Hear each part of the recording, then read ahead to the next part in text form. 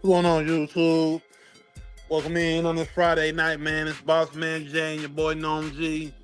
We got some multiple topics to talk on tonight. We're gonna kick it off with MJ and his dealings with NASCAR.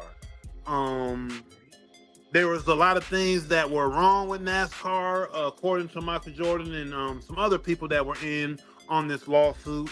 And he essentially came in to change the game. And it's pretty crazy what he did. If Bossman J kind of has a little bit of the details of it, so I'm gonna let him run that down.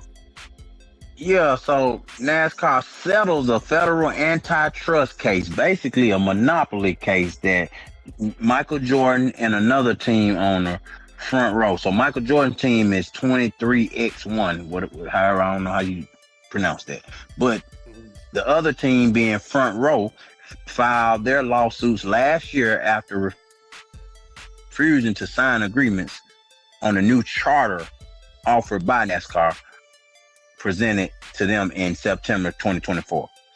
And all the teams involved basically felt like the revenue sharing agreement was not right, and there were bitter negotiations, so-called. But all in all, NASCAR settled after 8 days of testimony in which the Florida-based France family, the founders and private owners of NASCAR, were shown to be inflexible in making the charters permanent. So when the defense began its case Wednesday, it seemed focused more on mitigating damages than proving it did not act anti-competitively. So they're not even trying to hide the fact that they basically are a monopoly. They're saying, we're just gonna try to soften the blow. Let's pay as least amount possible. So they basically settled with Michael Jordan, and you brought it up earlier. MJ might need some security now. You might need a little better security. And we did have Mayor Socrates coming in the building. What's going on with you? What you think about Michael Jordan? That's you. Your doppelganger. I knew you do it, shit. What do you think? What do you think about you and your twin?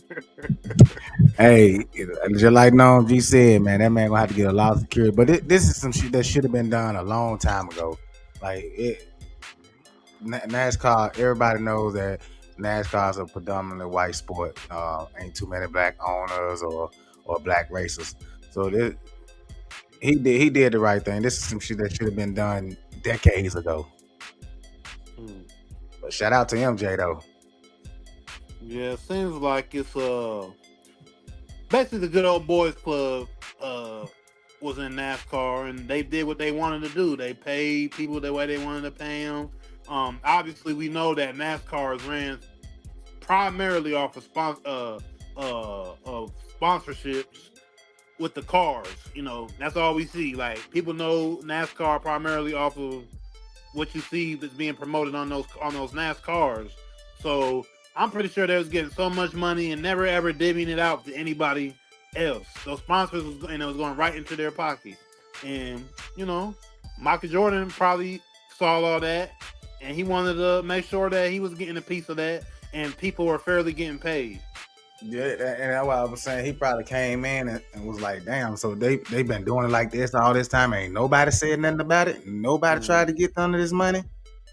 And like I said, I don't know. And obviously, it's really you really need to go in and do your research to find out everything that entails and all of this. But it just basically sounds like they were making a whole lot of money and nobody was getting nobody else was getting a piece of it that were a part of this a part of Yeah, NASCAR. if you weren't in the club, if you're not in Yeah, the if you Yeah, weren't in the club, you're club. not gonna win. So and pretty Michael much if Jordan's you ain't winning no antitrust. races. Yes, we're talking about Michael Jordan's antitrust lawsuit he brought against NASCAR. It has revealed stunning financial details. MJ has invested $40 million in his 23X1 XI racing, and 75% of NASCAR teams lose money. So, like I said, Mm. if you ain't in that club, you basically losing money. And man, MJ being the first to kind of, you know, young kids know him only primarily for his shoes at this point. But he was a pioneer in basketball, also a pioneer in NASCAR. We Mhm. saying so. Mm, I ain't gonna crazy lie, work. man. It's all talk, but every time I see him, all I see is that damn crime meme. Like that's all I see now. Is that crime meme. It It's like looked he like always MJ. crying. His eyes always so That's all red. that drinking and gambling shit. The man don't sleep. No sleep. Yep. Mhm. Mhm. But 16-month antitrust lawsuit ended on Thursday. The deal grants permanent charters like franchises to teams, ending the legal battle that aimed to reshape motorsports business. Mm. So yeah. Uh I get so this is the man he sued, I guess. Michael Jordan and Jim France expressed pride in finding common ground, it looked like. So yeah, that's the guy. So they came to an agreement. That's good. It That's ain't big hurt. money standing up there. That's big Yeah, it money ain't hurt standing too up much. there. We don't even know this guy, but he probably richer. Well, he definitely probably richer than MJ. Yeah. The good old boys club. They don't want the identity. They don't need to be known. They don't need to be seen. They don't have to be able to be in the biggest places and everybody know their names. That's what the celebrities Mm-hmm. are for. These guys, they control these type of businesses. They control places like NASCAR and different industries within the United States and around the world. And they want to be able to have total control without anybody saying anything. And Michael Jordan obviously did say something. He is obviously a huge face in the celebrity world, but in the business world, he obviously is a huge figure. But there's people that are way bigger than him. So he obviously went in there with that team and made sure NASCAR is breaking off some of that paper. So salute to MJ for that, man, for breaking them doors down and handling business. Get you some security. Get you some security. ASAP. A lot of it. Get more security. I know you got security. I know you got security. You Get you better. some more security. Mhm. Cause yeah. You can hire But me yeah, out there in 22. hey, in other news, just random news, nothing in particular, but I saw Hot 97 finally sued. I'm not sued. Finally fired or finally let go Ebro in the morning and his team, Peter Rosenberg, Laura Stiles. I don't They've understand been how kind that of like a still staple on. in the culture here for a while. They've been a staple, for a long minute now. So what you say, Mil I don't Socrates? see how they been on as long as they have. Like I really like. I've tried watching that they show, and it's just to me just boring bullshit talk. Like those two guys to me are worse than cackling females, man. Like Ebro got like a diva like attitude. He thinks he think everybody's fucking supposed to be scared of him, like he's a big bad wolf or something. I don't like the way he just talk to people, bro. Yeah. I totally agree, Mayor Socrates. I'm 100% with you with that. I think the whole hip hop community, artists, people that are just involved in the hip hop community in the industry have the same feeling about Ebro. He is from the Bay Area. A lot of people wondered why he got the job in New York City out of nowhere when they did hire him over there, and then they basically made him the face of Hot 97. He's not ever really been a likable dude. I know he has connections. I think also with Apple, and I think they're them up there over there. So he got some good industry ties, but I think he was just more so like a puppet for label execs and for radio and all that. And he shook the right hands and he got into the door. But Not shook the right hand, kiss the right asses. well, Yeah, there you go. There you go. Kiss the right. Yeah. There you go. That's the right way to use. So he's been up there for. I think they said he was 13 years. His show was running up there, and he was basically, like I said, the face of Hot 97 up there with Peter Rosenberg, and yeah, man, he just never really clicked with anybody. I think he told Lil Uzi Vert that he gonna last longer than him, and that wasn't that long ago, and. Lil Uzi Vert's still out here. You know what I mean? He's a real asshole. I thought I was an asshole, but he got me beat by a long shot. I know he has an interview with Kodak Black where he was talking kind of crazy to Kodak, and Kodak checked him like, man, look, we need to be either talking about something for real or I'm about to get up out of here. And then Ebro was like, well, all right, we could just end the interview here. And he got up and he left. You know, Kodak just got up and left because the dude was just trying to like make him look a certain way on radio. Yeah, trying to pull out something that, you know what I'm saying, this man has been trying to put away for a long time. Like he trying to change it. He was trying to change his life at that time, and he was going through a lot of shit. And they bringing it all back up and asking him dumb questions about space and shit like that. Yeah. It wasn't even about nothing. And he there trying to promote music. Yeah. Yeah. Okay. Shit about space. I remember that. Yeah.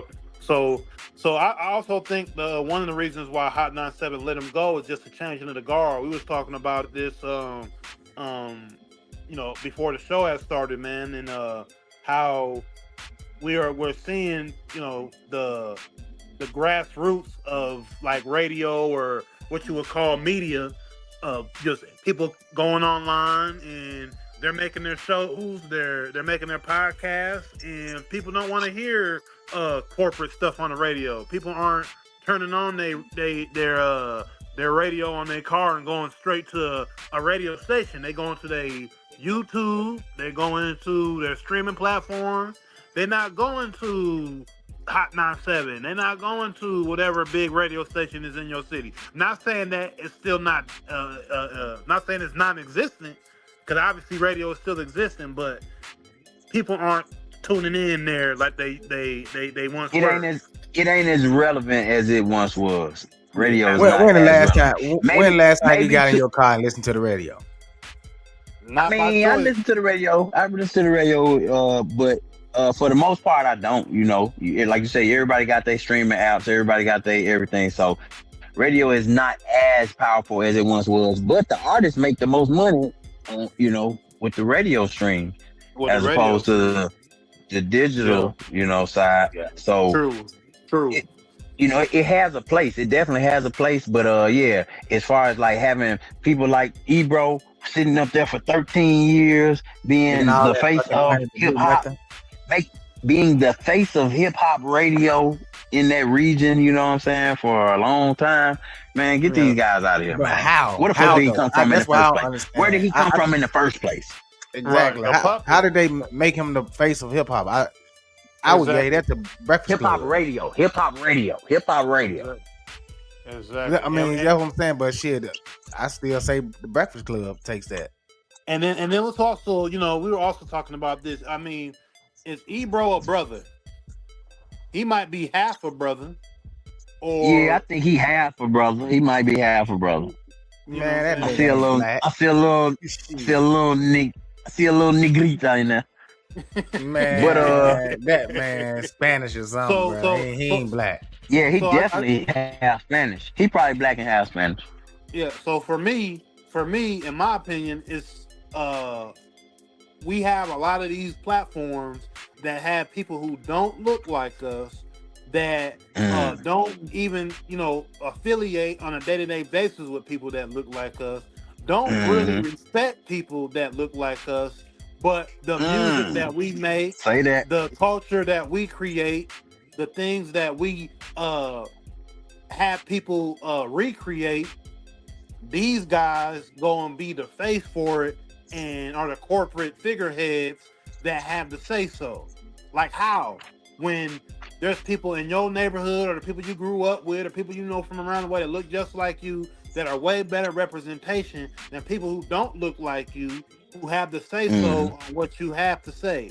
So in that sense of him being gone, that's cool with me as well. Good riddance. Because really you shouldn't even be the face for people that make the music that make you guys millions and billions of dollars.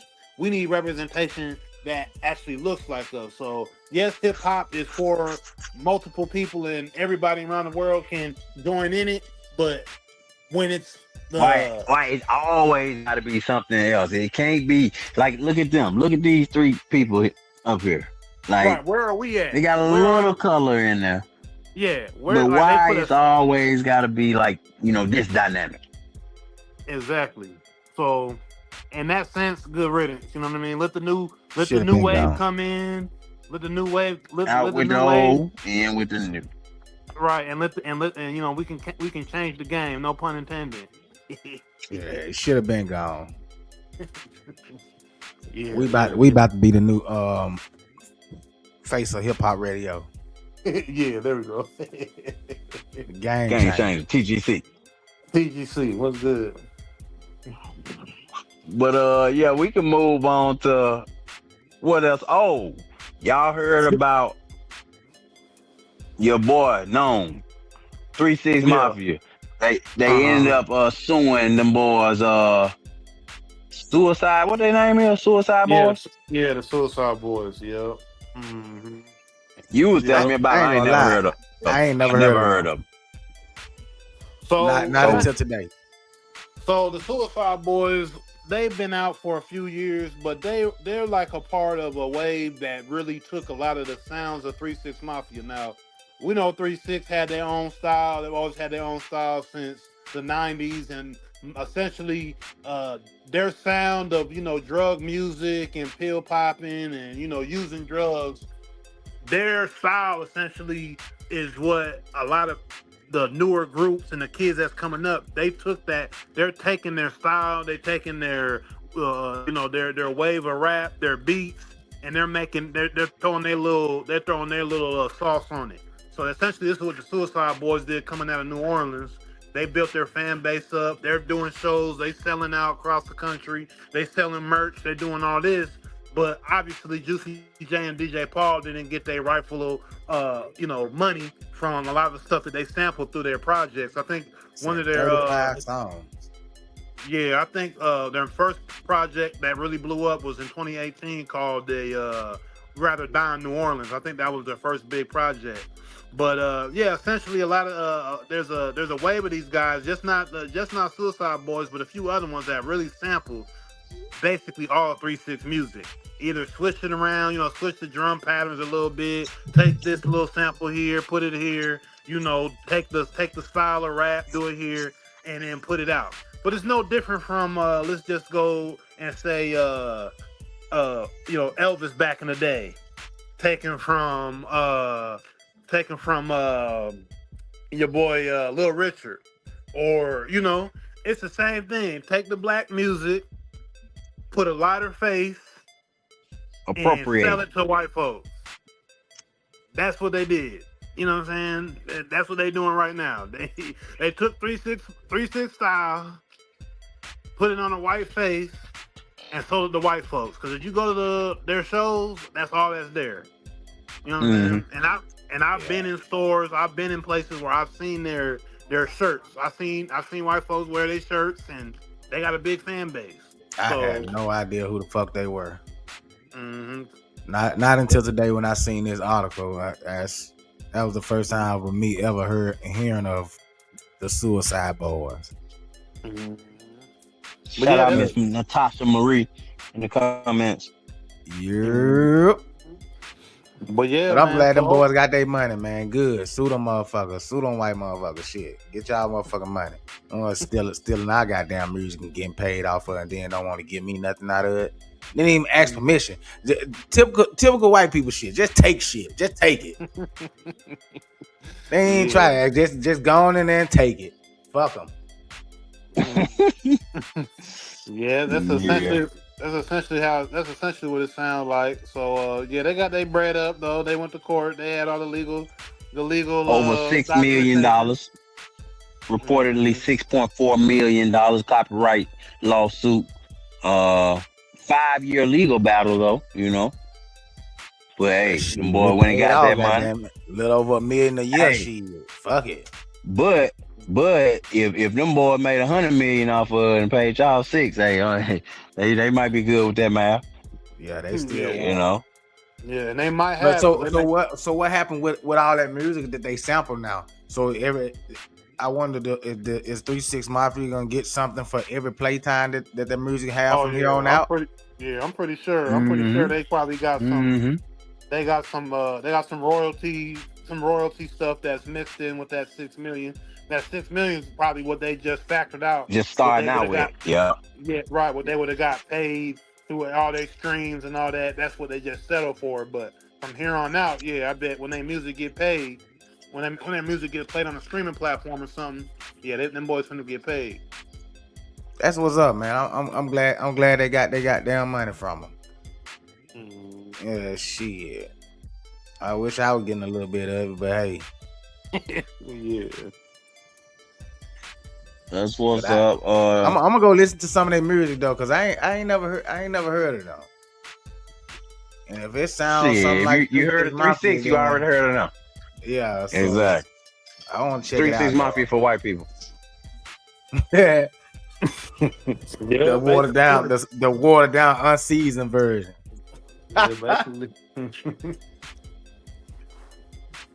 Hey, that's what's up though. Shout out to 3 6, man. Juicy J.